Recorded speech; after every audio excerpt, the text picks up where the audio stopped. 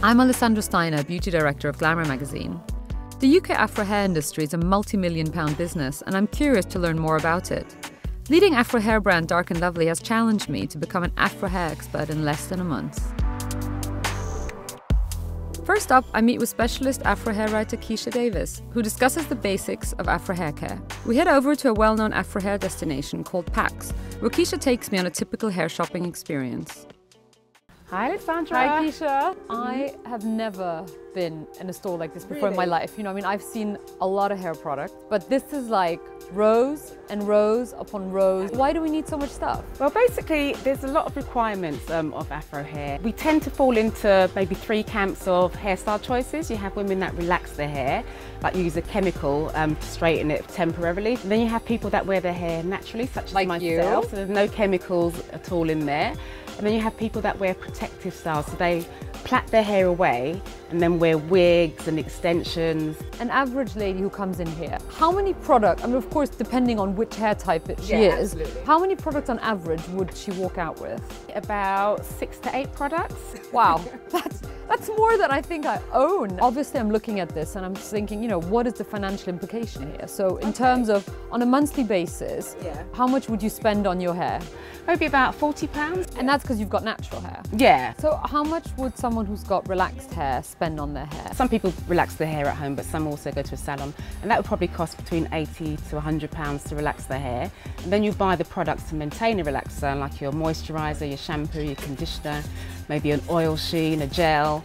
So again, we're looking at probably £50 and upwards per month on product. Then let's talk about, you know, when you have like weaves in your hair. I mean, how much, that must be like stratospheric. Good weave, I think, would set you back maybe about £100 and upwards. And then you've also got to buy the hair, and that's probably, for good quality hair, you're probably spending £30 and upwards per pack, and you'd need about 2 or 3 packs.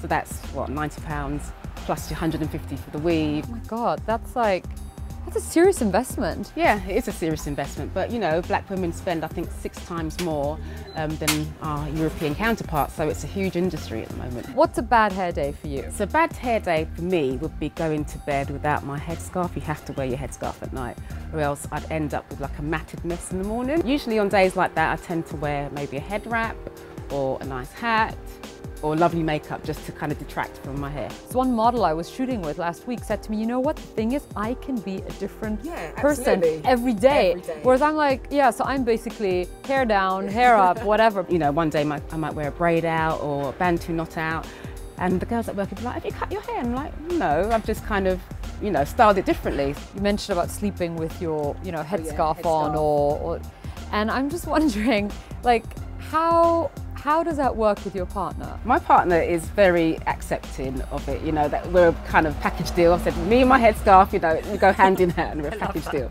Exactly, so he's fine. But I think, you know, there's no way you can't make it sexy, make it fun, a nice head wrap that's patterned and sexy and tied in a nice updo. There's nothing wrong with it. Yeah. So if you had to choose between the boyfriend and the head wrap, the boyfriend would have to go, right? Didn't hear that from me. Keisha also introduces me to the man behind one of the most well-known Afro hair destinations in the UK.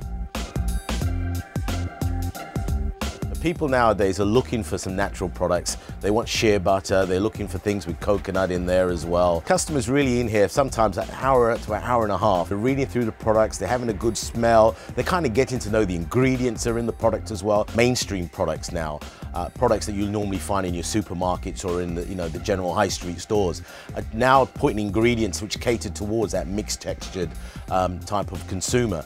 And it, you know, it's amazing to see that shift. Does this mean it's only a matter of time before we start to see more Afro hair products in our favourite high street stores?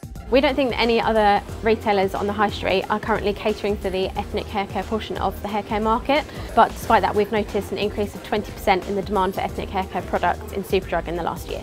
Next year we're doubling the number of stores that ethnic hair care is in and ensuring that we offer the right range of products in store to our customers to ensure that they're getting the best possible customer experience.